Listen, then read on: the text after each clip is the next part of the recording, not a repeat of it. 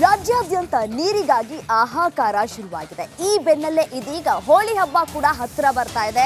ಈ ಹಿನ್ನೆಲೆಯಲ್ಲಿ ಜಲಮಂಡಳಿ ಒಂದಷ್ಟು ರೂಲ್ಸ್ಗಳನ್ನ ಅಪ್ಲೈ ಮಾಡಿದೆ. ಆಚರಣೆ ನೆಪದಲ್ಲಿ ಬೇಕಾಬಿಟ್ಟಿ ನೀರನ್ನ ವ್ಯರ್ಥ ಮಾಡಿದ್ರೆ ಕ್ರಮವನ್ನ ಕೈಗೊಳ್ಳಲಾಗುತ್ತೆ. ಜಲಮಂಡಳಿ ಅಧ್ಯಕ್ಷ ರಾಮ್ ಪ್ರಸಾದ್ ಮನೋಹರ್ ಅವರು ಎಚ್ಚರಿಕೆಯನ್ನು ಕೊಟ್ಟಿದ್ದಾರೆ. ಮನೆಗಳಲ್ಲಿ ನೀರನ್ನ ವ್ಯರ್ಥ ಮಾಡದೆ ಆಚರಿಸಿದ್ರೆ ಯಾವುದೇ ರೀತಿಯಾದಂತಹ ಅಡ್ಡಿ ಇಲ್ಲ.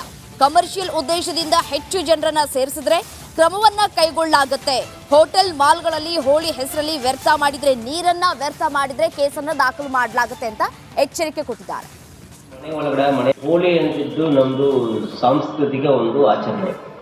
ಅದು ಮನೆ ಒಳಗಡೆ ಮನೆ ಅಂಗಳದಲ್ಲಿ ನೀವು ಮತ್ತು ನಿಮ್ಮ ಸಾಮಾಜಿಕವಾಗಿ ಆಚರಣೆ ಮಾಡೋದ್ರಲ್ಲಿ ಏನು ತಪ್ಪಿಲ್ಲ. ಆದರೆ ವಾಣಿಜ್ಯವಾಗಿ ಅದನ್ನು ದುರ್ಬಳಕೆ ಮಾಡಿದ್ರೆ ಖಂಡಿತ ಅದರಲ್ಲಿ ನಿಗಾ ವಹಿಸಬೇಕಾಗುತ್ತದೆ.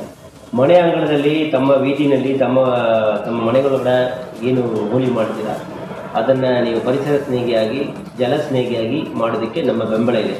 ಯಾಕಂದರೆ ಇದು ಒಂದು ಸಾಂಸ್ಕೃತಿಕ ಕಾರ್ಯಕ್ರಮ, ಅದನ್ನು ನಾವು ನಿಷೇಧ ಮಾಡೋಕ್ಕೆ ಸಾಧ್ಯ ಇಲ್ಲ. ಆದರೆ ಜಲ ಸ್ನೇಹಿಯಾಗಿ ಪರಿಸರ ಸ್ನೇಹಿಯಾಗಿ ಹೆಂಗೆ ದೀಪಾವಳಿ ಆಚರಣೆ ಮಾಡೋದು ಪರಿಸರ ಸ್ನೇಹಿ ಅಂತ ಹೇಳ್ತೀವಿ, ನಂತರ ಈ ಥರ ಜಲ ಸ್ನೇಹಿ ಹೋಳಿ ಅಂತ ನಾವು ಆಚರಣೆ ಮಾಡೋಣ.